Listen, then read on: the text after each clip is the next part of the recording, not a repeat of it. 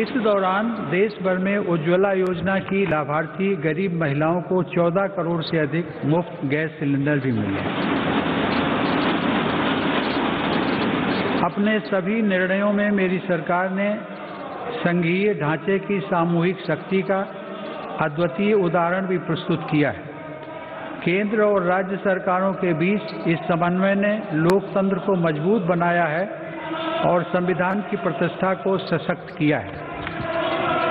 माननीय सदस्यगण, आचार्य चाणक्य ने कहा है, तृणम लघु तृणात् तूलम तूलादपि च याचकः वायुना किम न नीतो असो माम्यम या चयस्यति।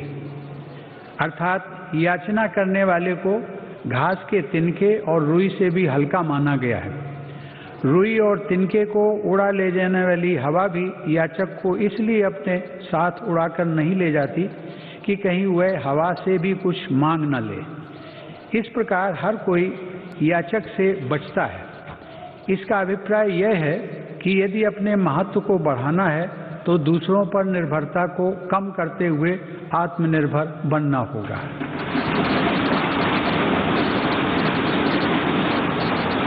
आज़ादी की लड़ाई के समय हमारे स्वतंत्रता सेनानी जिस सशक्त और स्वतंत्र भारत का सपना देख रहे थे, उस सपने को सच करने का आधार भी देश की आत्मनिर्भरता से ही जुड़ा था। कोरोना काल में बनी वैश्विक परिस्थितियों ने जब हर देश की प्राथमिकता उसकी अपनी ज़रूरतें थी, हमें ये याद दिलाया है कि आत्मनिर्भर भारत का निर्माण क्यों इतना महत्वपूर्ण है। इस दौरान भारत ने बहुत ही कम समय में 2200 से अधिक प्रयोगशालाओं का नेटवर्क बनाकर हजारों वेंटिलेटर्स का निर्माण करके पीपीई किट से लेकर टेस्ट किट बनाने तक में आत्मनिर्भरता हासिल करके अपनी वैज्ञानिक क्षमता, अपनी तकनीकी दक्षता और अपने मजबूत स्टार्टअप इकोसिस्टम का भी परिचय दिया है। हमारे लिए यह और भी गर्व की बात है कि आज भारत दुनिया का सबसे बड़ा टीकाकरण अभियान चला रहा है। इस प्रोग्राम की दोनों वैक्सीन भारत में ही निर्मित हैं। संकट के इस समय में भारत ने मानवता के प्रति अपने दायित्व का निर्वहन करते हुए अनेक देशों को कोरोना वैक्सीन की लाखों खुराक उपलब्ध कराई है। भारत के इस कार्य की विश्व भर में हो रही प्रशंसा हमारी हजारों वर्ष पुरानी संस्कृति सर्वे संतु निरामया की भावना के साथ जग कल्याण की हमारी प्रार्थना हमारे प्रयासों को और ऊर्जा दे रही है। माननीय सदस्यगण, मेरी सरकार द्वारा स्वास्थ्य के क्षेत्र में पिछले 6 वर्षों में जो कार्य किए गए हैं, उनका बहुत बड़ा लाभ हमने इस कोरोना संकट के दौरान देखा है।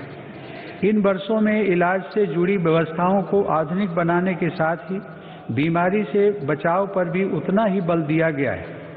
राष्ट्रीय पोषण अभियान, फिट इंडिया अभियान, खेलो इंडिया अभियान, ऐसे अनेक कार्यक्रमों से स्वास्थ्य को लेकर देश में नई सतर्कता आई है। आयुर्वेद और योग को बढ़ावा देने के मेरी सरकार के प्रयासों का लाभ भी हमें देखने को मिला है। मेरी सरकार के प्रयासों से आज देश की स्वास्थ्य सेवाएं गरीबों को आसानी से उपलब्ध हो रही हैं तथा बीमारियों पर होने वाला उनका खर्च कम हो रहा है। आयुष्मान भारत प्रधानमंत्री जन आरोग्य योजना के तहत देश में 1.5 करोड़ गरीबों को 5 लाख रुपए तक का मुफ्त इलाज मिला है। इससे इन गरीबों को 30,000 करोड़ रुपए से ज़्यादा खर्च होने से बचे हैं। आज देश के 24,000 से ज़्यादा अस्पतालों में से किसी में भी आयुष्मान योजना का लाभ लिया जा सकता है। इसी तरह प्रधानमंत्री भारतीय जन औषधि योजना के तहत देश भर में बने 7,000 केंद्रों से गरीबों को बहुत सस्ती दर पर दवाइयाँ मिल रही हैं। इन केंद्रों में रोजाना लाखों मरीज दवाई खरीद रहे हैं। कीमत कम होने की वजह से मरीजों को सालाना लगभग 3,600 करोड़ रुपए की बचत हो रही है। माननीय सदस्यगण, देश में स्वास्थ्य सेवाओं के विस्तार के लिए मेडिकल शिक्षा का विस्तार भी अत्यंत आवश्यक है। साल 2014 में देश में सिर्फ 387 मेडिकल कॉलेज थे, लेकिन आज देश में 562 मेडिकल कॉलेज हैं। बीते 6 वर्षों में अंडर ग्रेजुएट और पोस्ट ग्रेजुएट चिकित्सा शिक्षा में 50,000 से ज़्यादा सीटों की वृद्धि हुई है। प्रधानमंत्री स्वास्थ्य सुरक्षा योजना के तहत सरकार ने 22 नए एम्स को भी मंजूरी दी है।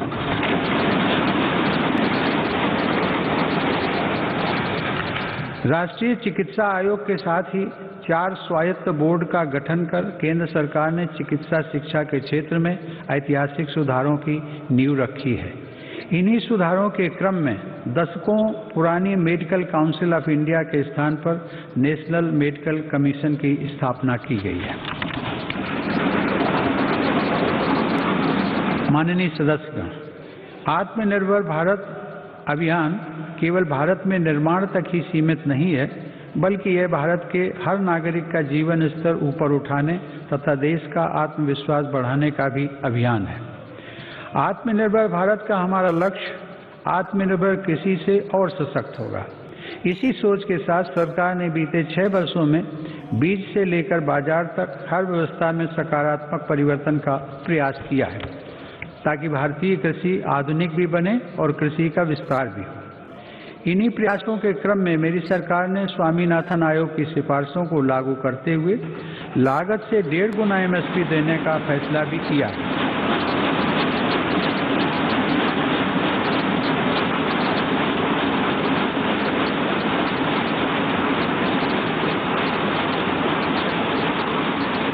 मेरी सरकार आज न सिर्फ MSP पर रिकॉर्ड मात्रा में खरीद कर रही है, बल्कि खरीद केंद्रों की संख्या को भी बढ़ा रही है। आज कृषि के लिए उपलब्ध सिंचाई के साधनों में भी व्यापक सुधार आ रहा है। पर ड्रॉप मोर क्रॉप के मंत्र पर चलते हुए सरकार पुरानी सिंचाई परियोजनाओं को पूरा करने के साथ ही सिंचाई के आधुनिक तरीके भी किसानों तक पहुंचा रही है। 2013-14 में जहां 42 लाख हेक्टेयर जमीन में ही माइक्रो इरिगेशन की सुविधा थी, वहीं आज 56 लाख हेक्टेयर से ज़्यादा अतिरिक्त जमीन को माइक्रो इरिगेशन से जोड़ा जा चुका है। मुझे खुशी है कि सरकार के इन प्रयासों को हमारे किसान अपने परिश्रम से और आगे बढ़ा रहे हैं। आज देश में खाद्यान्न उपलब्धता रिकॉर्ड स्तर पर है। वर्ष 2008-9 में जहां देश में 234 मिलियन टन खाद्यान्न की पैदावार हुई थी, वहीं साल 2019-20 में देश की पैदावार बढ़कर 296 मिलियन टन तक पहुंच गई है। इसी अवधि में सब्जी और फलों का उत्पादन भी 215 मिलियन टन से बढ़कर अब 320 मिलियन टन तक पहुंच गया है। मैं इसके लिए देश के किसानों का अभिनंदन करता हूं। माननीय सदस्यगण, समय की मांग है कि कृषि क्षेत्र में हमारे जो छोटे और सीमांत किसान हैं, जिनके पास सिर्फ 1 या 2 हेक्टेयर जमीन होती है, उन पर विशेष ध्यान दिया जाए।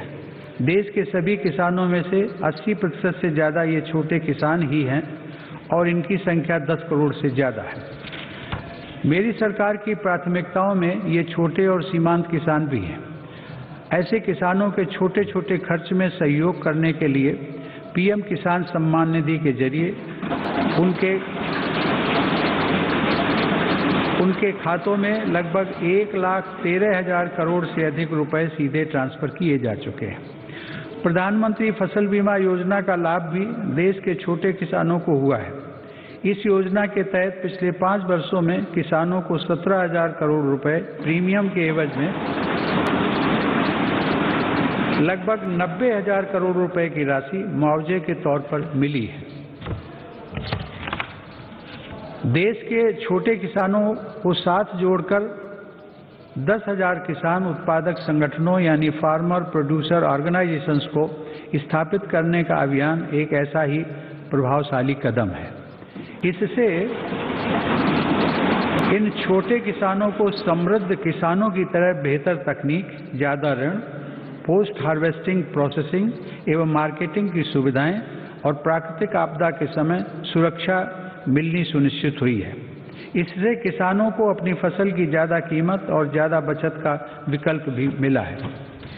माननीय सदस्यगण, व्यापक विमर्श के बाद संसद ने 7 महीने पूर्व 3 महत्वपूर्ण कृषि सुधार, कृषक उपज व्यापार और कृषक संवर्धन और सरलीकरण विधेयक, कृषि सशक्तिकरण और संरक्षण, कीमत आश्वासन और कृषि सेवा करार विधेयक और आवश्यक वस्तु संशोधन विधेयक पारित किए हैं। इन कृषि सुधारों का सबसे बड़ा लाभ भी 10 करोड़ से अधिक छोटे किसानों को तुरंत मिलना शुरू हुआ।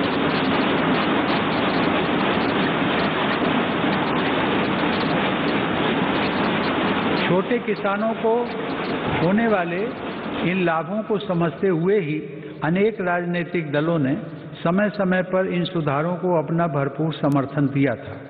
देश में अलग अलग फोरम पर देश के हर क्षेत्र में 2 दशकों से जिन सुधारों की चर्चा चल रही थी और जो मांग हो रही थी, वह सदन में चर्चा के दौरान भी परिलक्षित हुई। वर्तमान में इन कानूनों का अमलीकरण देश की सर्वोच्च अदालत ने स्थगित किया हुआ है। मेरी सरकार उच्चतम न्यायालय के निर्णय का पूरा सम्मान करते हुए उसका पालन करेगी। लोकतंत्र और संविधान की मर्यादा को सर्वोपरि रखने वाली मेरी सरकार इन कानूनों के संदर्भ में पैदा किए गए भ्रम को दूर करने का निरंतर प्रयास कर रही है।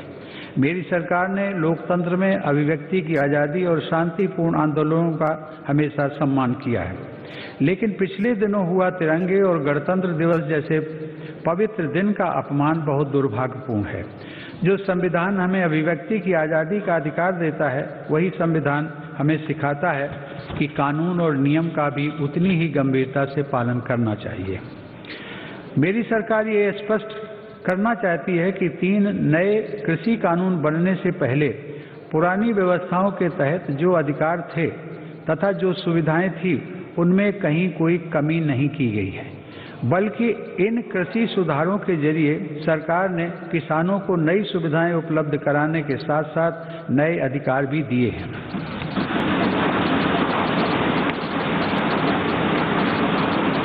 माननीय सदस्यगण, कृषि को और लाभकारी बनाने के लिए मेरी सरकार आधुनिक कृषि इंफ्रास्ट्रक्चर पर भी विशेष ध्यान दे रही है। इसके लिए 1 लाख करोड़ रुपए के एग्रीकल्चर इंफ्रास्ट्रक्चर फंड की शुरुआत की गई है। देश भर में शुरू की गई किसान रेल भारत के किसानों को नया बाजार उपलब्ध कराने में नया अध्याय लिख रही है। यह किसान रेल एक तरह से चलता फिरता कोल्ड स्टोरेज है। अब तक 100 से ज़्यादा किसान रेलें चलाई जा चुकी हैं, जिनके माध्यम से 38,000 टन से ज़्यादा अनाज और फल सब्जियां एक क्षेत्र से दूसरे क्षेत्र तक किसानों द्वारा भेजी गई हैं। माननीय सदस्यगण, किसानों की आय बढ़ाने के लिए मेरी सरकार ने पशुधन को आय के स्रोत के रूप में स्थापित करने पर भी विशेष जोर दिया है। इसी का परिणाम है कि देश का पशुधन पिछले 5 वर्षों में सालाना 8.2% की दर से बढ़ रहा है। सरकार ने डेयरी क्षेत्र में बुनियादी ढांचे की स्थापना और निवेश को प्रोत्साहित करने के लिए 15,000 करोड़ रुपए के पशुपालन अवसंरचना विकास कोष की स्थापना भी की है। मेरी सरकार ने पशुपालन और मत्स्य पालन को भी कृषि क्षेत्र की तरह ही किसान क्रेडिट कार्ड की सुविधा दी है। देश में प्रधानमंत्री मत्स्य संपदा योजना के माध्यम से मछुआरों की आय को बढ़ाने के लिए भी काम हो रहा है। इस क्षेत्र में अगले 5 सालों में लगभग 20,000 करोड़ रुपए का निवेश करने की योजना है। किसानों की आमदनी बढ़ाने के लिए मेरी सरकार अन्नदाता को ऊर्जादाता बनाने का भी अभियान चला रही है। प्रधानमंत्री कुसुम योजना के तहत किसानों को 20 लाख सोलर पंप दिए जा रहे हैं। सरकार द्वारा गन्ने के सीरे, मक्का, धान इत्यादि से एथनॉल के उत्पादन को भी बढ़ावा दिया जा रहा है। पिछले 6 वर्षों में सरकार की सकारात्मक नीतियों के कारण एथनॉल का उत्पादन 38 करोड़ लीटर से बढ़कर 190 करोड़ लीटर हुआ है। यह उत्पादन इस वर्ष बढ़कर 320 करोड़ लीटर तक हो जाएगा, ऐसी उम्मीद है। एथेनॉल देश के किसानों की आय बढ़ाने का एक बड़ा जरिया बनकर उभर रहा है। माननीय सदस्यगण, पूज्य बापू आत्मनिर्भर आदर्श गांव के निर्माण की इच्छा रखते थे। इसी विचार को लेकर चल रही मेरी सरकार आज गांव के बहुआयामी विकास के लिए लगातार काम कर रही है। गांव के लोगों का जीवन स्तर सुधरे, यह मेरी सरकार की प्राथमिकता है। इसका उत्तम उदाहरण 2014 से गरीब ग्रामीण परिवारों के लिए बनाए गए 2 करोड़ घर हैं। वर्ष 2022 तक हर गरीब को पक्की छत देने के लिए प्रधानमंत्री आवास योजना की गति भी तेज की गई है। मेरी सरकार द्वारा शुरू की गई स्वामित्व योजना से अब ग्रामीणों को उनकी संपत्ति पर कानूनी हक मिल रहा है।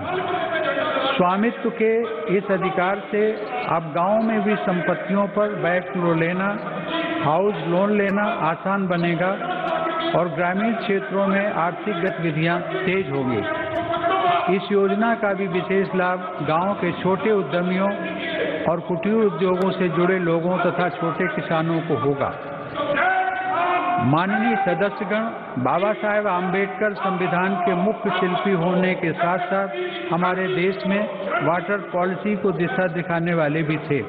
8 नवंबर 1945 को कटक में एक कॉन्फ्रेंस के दौरान उन्होंने कहा था, water is wealth, water being the wealth of the people and its distribution being uncertain, the correct approach is not to complain against nature but to conserve water. बाबा साहब की प्रेरणा को साथ लेकर मेरी सरकार जल जीवन मिशन की महत्वाकांक्षी योजना पर काम कर रही है। इसके तहत हर घर जल पहुंचाने के साथ ही जल संरक्षण पर भी तेज गति से काम किया जा रहा है। मुझे यह बताते हुए हर्ष है कि इस अभियान के तहत अब तक 3 करोड़ परिवारों को पाइप वाटर सप्लाई से जोड़ा जा चुका है। इस अभियान में अनुसूचित जातियों व जनजातियों के भाई बहनों तथा वंचित वर्गों के अन्य लोगों को प्राथमिकता के आधार पर पानी का कनेक्शन दिया जा रहा है।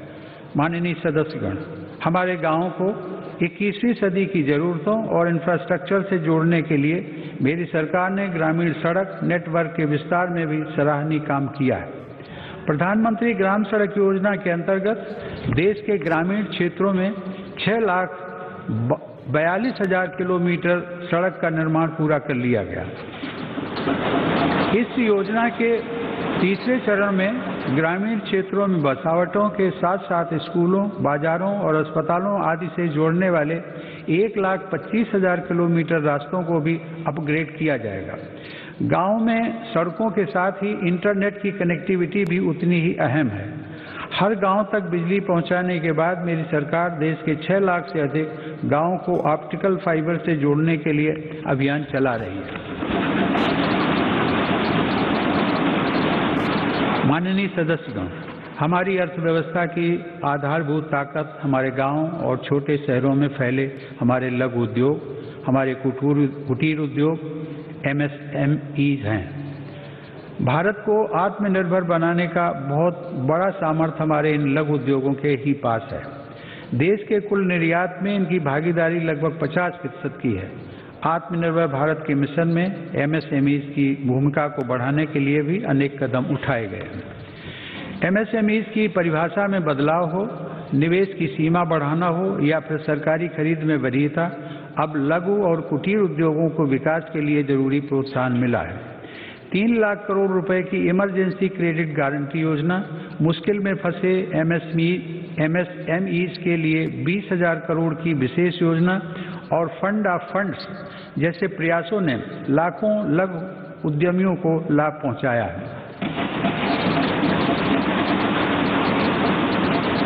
जेम पोर्टल से देश के दूर दराज वाले क्षेत्रों के MSMEs को सरकारी खरीद में पारदर्शिता के साथ साथ अधिक भागीदारी भी मिल रही है। मेरी सरकार की यह निरंतर कोशिश है कि उद्यमशीलता का लाभ देश के हर वर्ग को मिले। हुनर हाट और उस्ताद योजना के माध्यम से लाखों शिल्पकारों का कौशल विकास भी किया जा रहा है और उनको रोजगार के अवसर दिए जा रहे हैं। इन लाभार्थियों में आधे से अधिक महिला शिल्पकार हैं। ई हाट के माध्यम से इन शिल्पकारों को पूरी दुनिया के खरीदारों से जोड़ा जा रहा है। आत्मनिर्भर भारत में महिला उद्यमियों की विशेष भूमिका है। मेरी सरकार ने महिलाओं को स्वरोजगार के नए अवसर देने के लिए कई कदम उठाए हैं। मुद्रा योजना के तहत अब तक 25 करोड़ से ज़्यादा ऋण दिए जा चुके हैं, जिसमें से लगभग 70% ऋण महिला उद्यमियों को मिले हैं।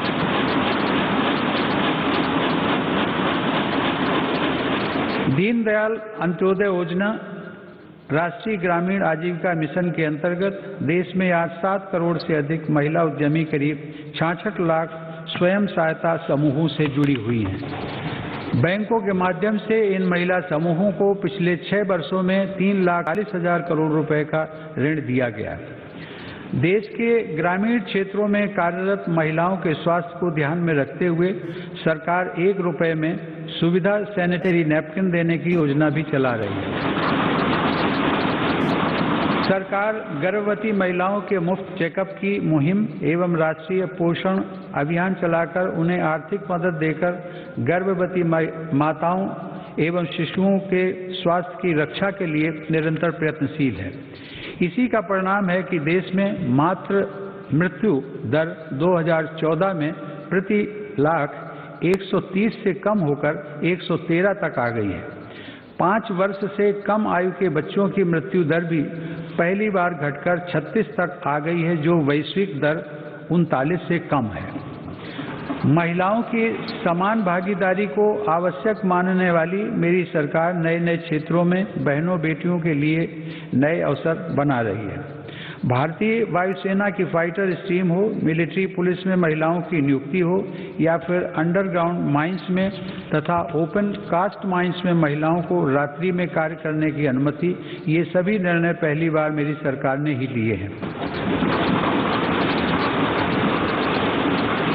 महिला सुरक्षा को ध्यान में रखते हुए वन स्टॉप सेंटर, अपराधियों का राष्ट्रीय database, emergency response support system और देश भर में फास्ट ट्रैक कोर्ट पर तेजी से काम किया गया। माननीय सदस्यगण, 21वीं सदी की वैश्विक आवश्यकताओं और चुनौतियों को ध्यान में रखते हुए सरकार ने राष्ट्रीय शिक्षा नीति की घोषणा की है। राष्ट्रीय शिक्षा नीति में पहली बार छात्रों को अपनी रुचि के हिसाब से विषय पढ़ने की आज़ादी दी गई है। किसी कोर्स के बीच में भी विषय और स्ट्रीम बदलने का विकल्प युवाओं को दिया गया है। मेरी सरकार ने ई विद्या के अंतर्गत स्कूली शिक्षा के लिए दीक्षा ऑनलाइन पोर्टल को one nation one digital platform के रूप में विकसित किया है। विद्यार्थियों के हितों के लिए संवेदनशील मेरी सरकार ने जेईई और नीट परीक्षाओं का भी सफल आयोजन कर उनका 1 साल व्यर्थ होने से बचाया है।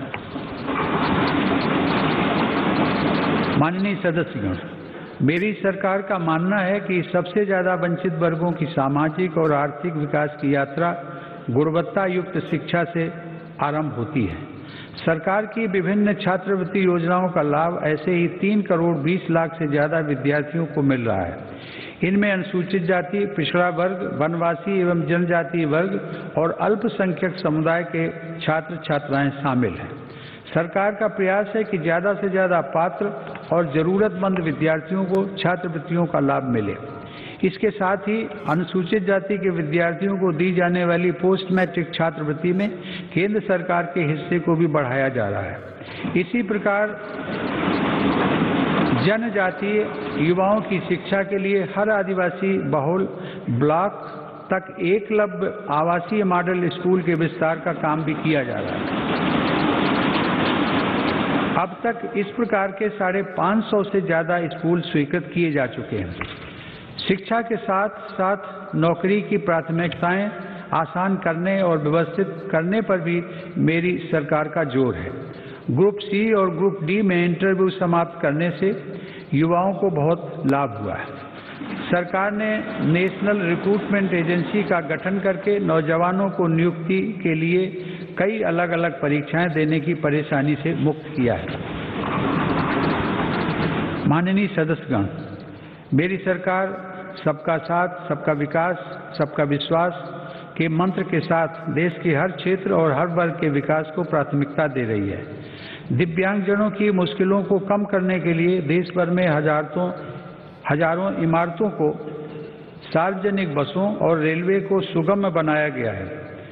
लगभग 700 वेबसाइटों को दिव्यांगजनों के अनुकूल तैयार किया गया है। इसी तरह ट्रांसजेंडर व्यक्तियों को भी बेहतर सुविधाएं और समान अवसर देने के लिए transgender persons protection of rights act लागू किया गया है। डी नोटिफाइड नोमैडिक एवं सेमी नोमैडिक कम्युनिटीज यानी विमुक्त, घुमंतु और अर्ध घुमंतु समुदायों के लिए भी विकास एवं कल्याण बोर्ड की स्थापना की गई है।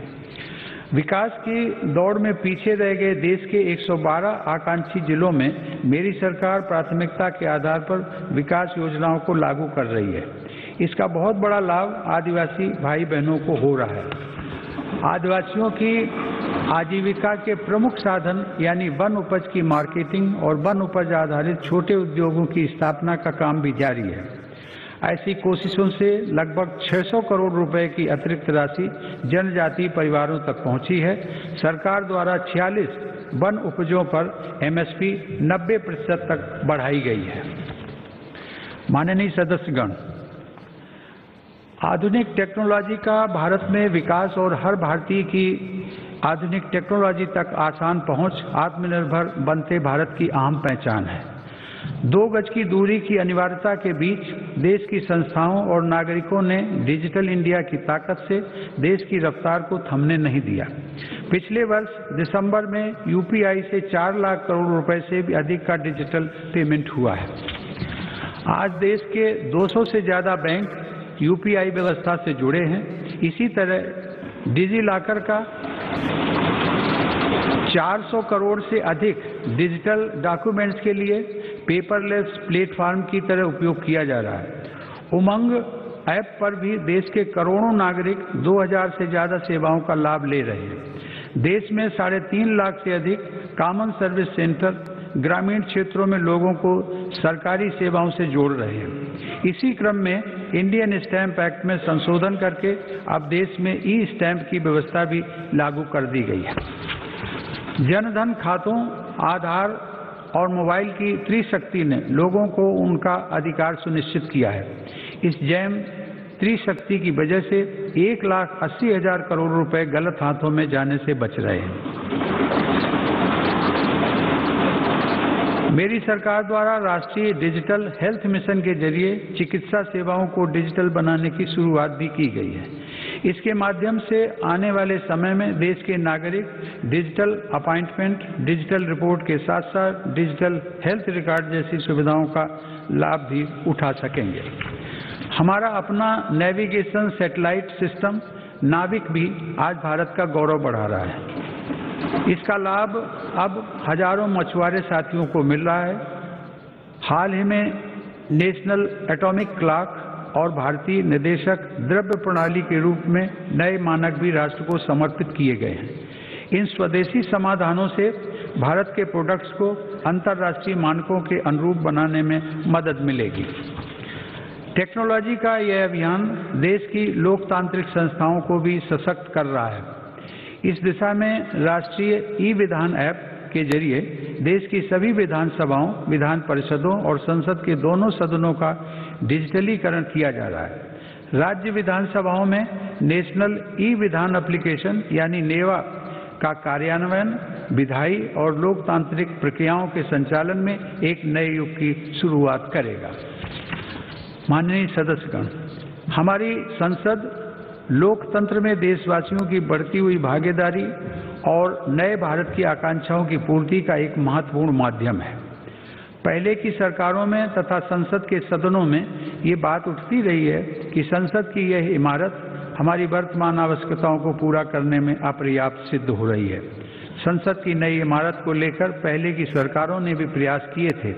यह सुखद संयोग है कि आज़ादी के 75वें वर्ष की तरफ बढ़ते हुए हमारे देश ने संसद की नई इमारत का निर्माण शुरू कर दिया।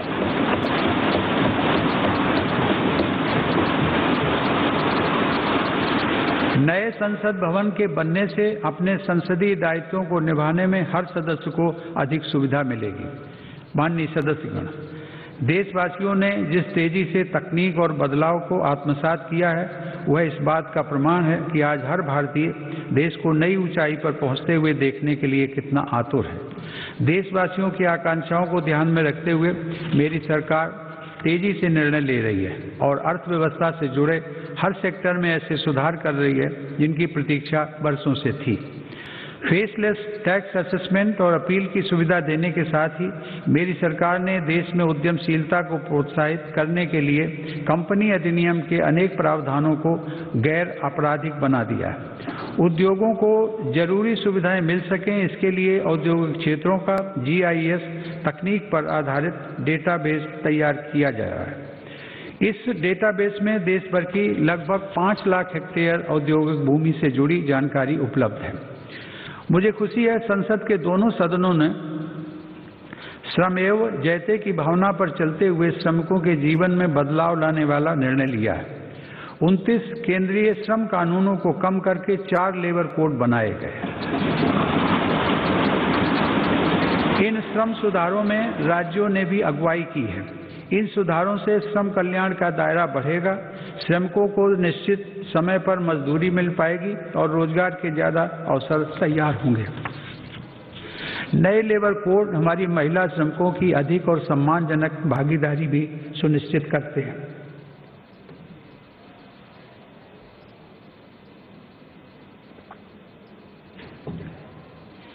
उद्योगों के लिए श्रम के साथ साथ आसान पूंजी भी बहुत आवश्यक है।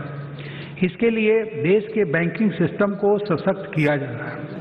देश में बड़े और शक्तिशाली बैंकों के निर्माण के लिए छोटे बैंकों का आपस में विलय भी इसी दिशा में उठाया गया कदम है। मैन्युफैक्चरिंग से जुड़े 10 सेक्टर्स के लिए पहली बार देश में लगभग 1.5 लाख करोड़ रुपए की प्रोडक्शन लिंक्ड इंसेंटिव स्कीम लागू की गई है। इसका लाभ इलेक्ट्रॉनिक्स सहित अनेक दूसरे सामान की मैन्युफैक्चरिंग में दिखने भी लगा है। देश और विदेश की अनेक बड़ी कंपनियों ने भारत में इन योजनाओं के तहत काम शुरू कर दिया। मेरी सरकार भारत में बने सामानों के तहत काम शुरू कर दिया।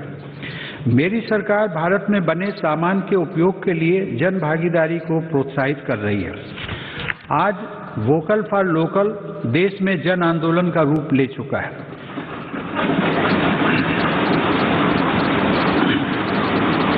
भारत में बने सामान के प्रति भावनात्मक लगाव के साथ ही गुणवत्ता में भी श्रेष्ठ हों, इस दिशा में काम किया जा रहा है। देश में ईज ऑफ डूइंग बिजनेस में सुधार के लिए भी निरंतर कदम उठाए जा रहे हैं। इसके लिए राज्यों के बीच स्वस्थ प्रतिस्पर्धा को प्रोत्साहित किया जा रहा है। यह बड़े हर्ष की बात है कि रैंकिंग में सुधार की गंभीरता को राज्य भी समझ रहे हैं और इसमें बढ़-चढ़ कर हिस्सा ले रहे हैं। कोरोना के इस काल में प्रत्येक भारतीय का जीवन बचाने के प्रयासों के बीच अर्थव्यवस्था को जो हानि हुई थी, उससे भी अब देश उबरने लगा है। यह आज अनेक इंडिकेटर्स के माध्यम से स्पष्ट हो रहा है। इस मुश्किल समय में भी भारत दुनिया के निवेशकों के लिए आकर्षक स्थान बनकर उभरा है। अप्रैल से अगस्त 2020 के बीच लगभग $36 अरब का रिकॉर्ड प्रत्यक्ष विदेशी निवेश भारत में हुआ है।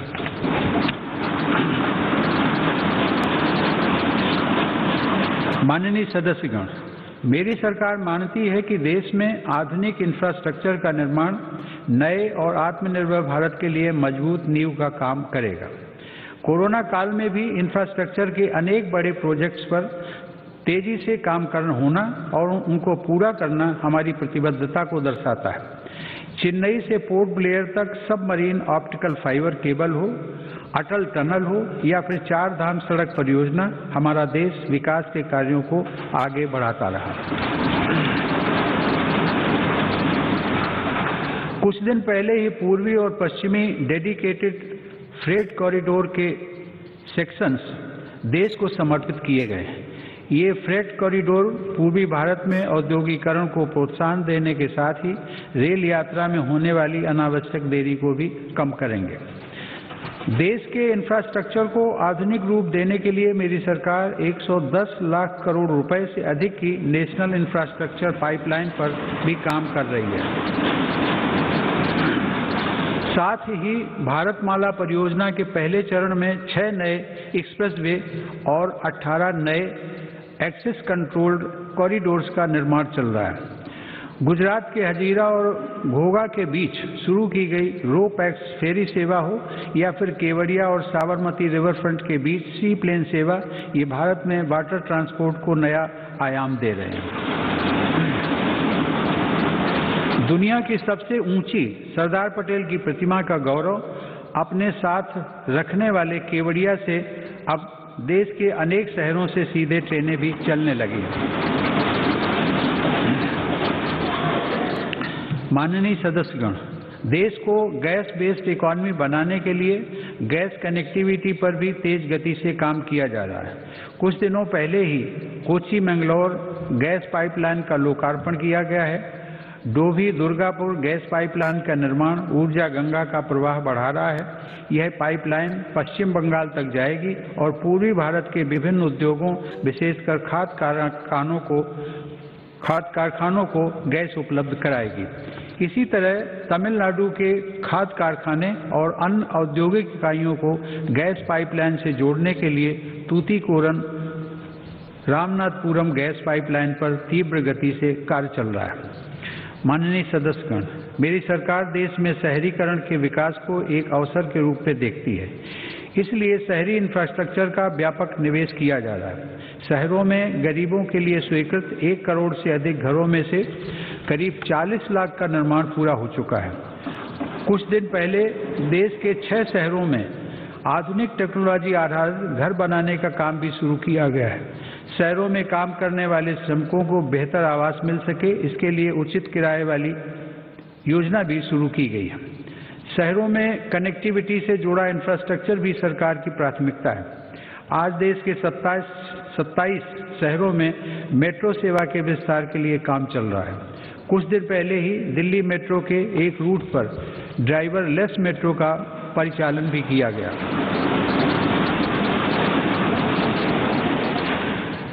शहरों में रीजनल रैपिड ट्रांजिट सिस्टम्स के निर्माण से भी पब्लिक ट्रांसपोर्ट को बेहतर बनाया जा रहा है। कॉमन मोबिलिटी कार्ड के देश भर में हो रहे विस्तार से देश के शहरों में यात्रा और आसान होगी।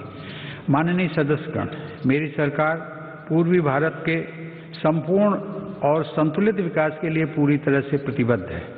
पूर्वोत्तर की भौगोलिक, सांस्कृतिक, भाषाई विशेषताओं और सामाजिक पहचान को सुरक्षित रखते हुए तेज विकास की नीति पर काम किया जा रहा है। ब्रह्मपुत्र नदी असम सहित उत्तर पूर्वी राज्यों की जीवन धारा है। इसी जीवन धारा को आर्थिक गतिविधियों का आधार बनाकर विभिन्न राष्ट्रीय जलमार्गों के आरंभ के लिए काम हो रहा है। इसका लाभ पूर्वोत्तर के किसानों, युवाओं और उद्यमियों को सभी को मिलेगा। अर्थ ब्रह्मपुत्र प्रोग्राम से इंटीग्रेटेड नेशनल वाटरवेज का विकास कर ब्रह्मपुत्र और बराक नदी को विकास की धारा बनाने का प्रयास जारी है। मेरी सरकार ने पूर्वोत्तर में स्थायी शांति के लिए संवेदनशीलता और सहभागिता की जिस नीति के साथ काम किया, उसका लाभ आज साफ दिख रहा है। आज पूर्वोत्तर में उग्रवाद समाप्ति की ओर है और हिंसा की घटनाओं में बड़ी कमी आई है। हिंसा के रास्ते पर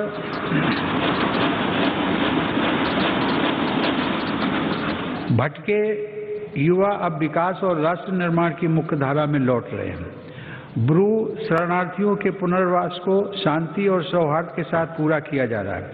इसी प्रकार ऐतिहासिक बोडो शांति समझौता भी हुआ है, जिसे सफलतापूर्वक लागू किया गया। समझौता होने के बाद इस बार बोडो टेरिटोरियल काउंसिल के चुनाव भी सफलता के साथ पूरे हुए हैं।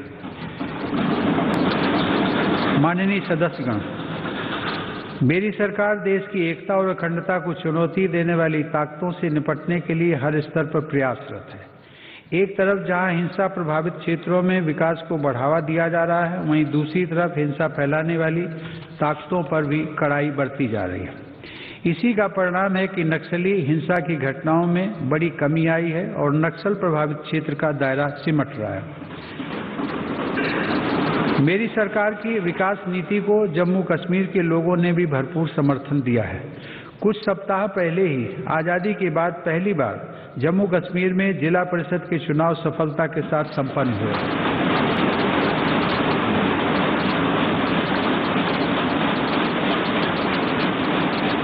बड़ी संख्या में मतदाताओं की भागीदारी ने दर्शाया है कि जम्मू कश्मीर नए लोकतांत्रिक भविष्य की तरफ तेजी से आगे बढ़ चला है। प्रदेश के लोगों को नए अधिकार मिलने से उनका सशक्तिकरण हुआ है। आयुष्मान भारत सेहत योजना लागू होने के बाद जम्मू कश्मीर के हर परिवार को 5 लाख रुपए तक के मुफ्त इलाज का लाभ मिलना तय हुआ है।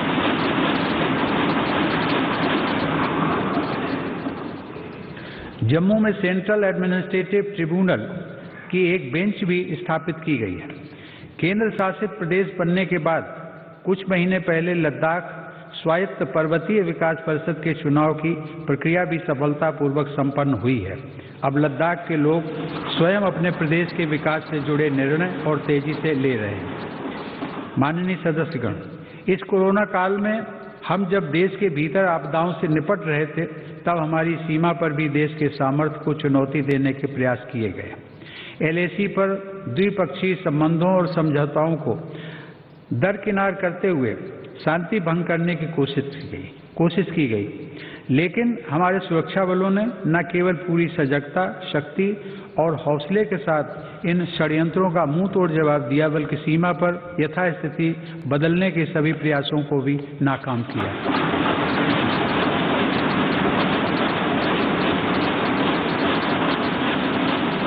हमारे जांबाजों ने जिस संयम, शौर्य और पराक्रम का परिचय दिया, उसकी जितनी भी सराहना की जाए कम है। जून 2020 में हमारे 20 जवानों ने मातृभूमि की रक्षा के लिए गलवान घाटी में अपना सर्वोच्च बलिदान भी दिया। हर देशवासी इन शहीदों का कृतज्ञ है।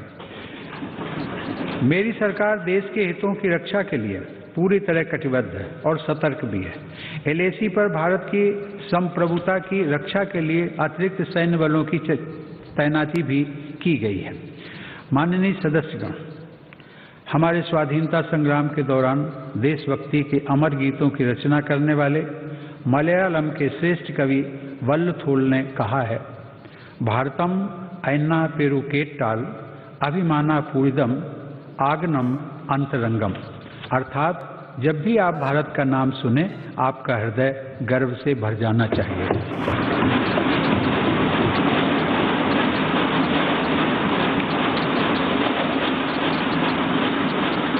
मेरी सरकार भविष्य के भारत की व्यापक भूमिका को देखते हुए अपनी सैन्य तैयारियों को सशक्त करने में जुटी है।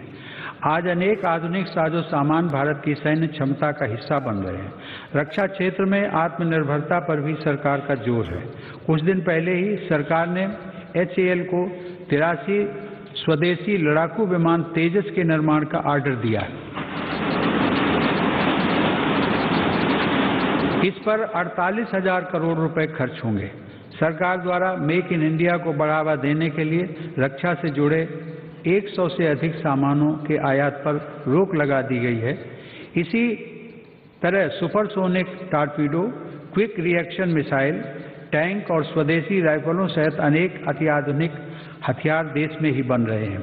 आज भारत रक्षा सामान के निर्यात के क्षेत्र में भी तेजी से अपनी हिस्सेदारी बढ़ा रहा है।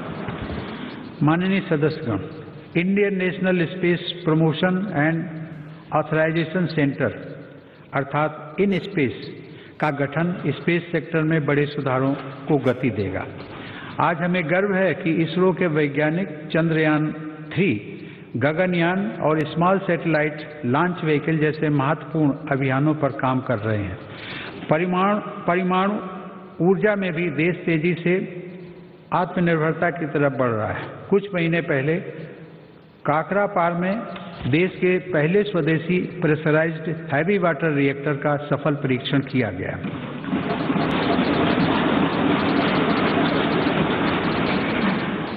माननीय सदस्यगण, विकास के साथ ही पर्यावरण सुरक्षा भी मेरी सरकार की सर्वोच्च प्राथमिकताओं में से एक है। इसी संकल्प को लेकर भारत GDP की इमिशंस इंटेंसिटी को वर्ष 2005 की तुलना में 2030 तक 33 से 35% तक कम करने के लक्ष्य पर काम कर रहा है। पेरिस समझौते को लागू करने में भारत दुनिया के अग्रणी देशों में शामिल है। हाल ही में कच्छ के रेगिस्तान में दुनिया का सबसे बड़ा हाइब्रिड रिन्यूएबल एनर्जी पार्क बनाने का काम शुरू हुआ। पिछले 6 वर्षों में भारत की नवीकरणीय ऊर्जा क्षमता में 2.5 गुना वृद्धि हुई है, जबकि सौर ऊर्जा क्षमता 13 गुना बढ़ी है। आज देश में कुल ऊर्जा उत्पादन क्षमता का लगभग 1/4 हिस्सा नवीकरणीय स्रोतों पर आधारित है। माननीय सदस्यगण, भारत अपनी वैश्विक जिम्मेदारियों को इस कोरोना काल में भी जिस गंभीरता से निभा रहा है, उसे आज दुनिया देख रही है। वसुधैव कुटुंबकम की भावना को चरितार्थ करते हुए भारत ने देश की घरेलू जरूरतों को पूरा करने के साथ ही 150 से अधिक देशों को जरूरी दवाइयों की आपूर्ति की। भारत वैश्विक स्तर पर वैक्सीन की उपलब्धता को सुनिश्चित करवाने के लिए प्रतिबद्ध है। यह देश का गौरव बढ़ाने वाली बात है कि वंदे भारत मिशन, जो दुनिया में इस प्रकार का सबसे बड़ा अभियान है, उसकी सराहना हो रही है।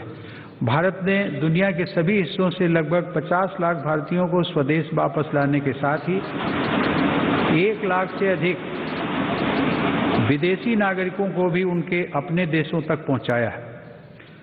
कोविड-19 की बाधाओं के बावजूद भारत ने सभी साथी देशों से अपने संपर्कों और संबंधों को और मजबूत बनाया है। इस दौरान बड़ी संख्या में शिखर सम्मेलन, बहुपक्षीय कार्यक्रम और आधिकारिक बैठकों के जरिए अंतर्राष्ट्रीय सहयोग को भारत ने आगे बढ़ाया है। भारत ने ऐतिहासिक वैश्विक समर्थन हासिल करके इस वर्ष 8वीं बार एक अस्थायी सदस्य के रूप में सुरक्षा परिषद में प्रवेश भी किया है। भारत ने 2021 के लिए ब्रिक्स में अध्यक्ष पद भी ग्रहण किया है। माननीय सदस्यगण,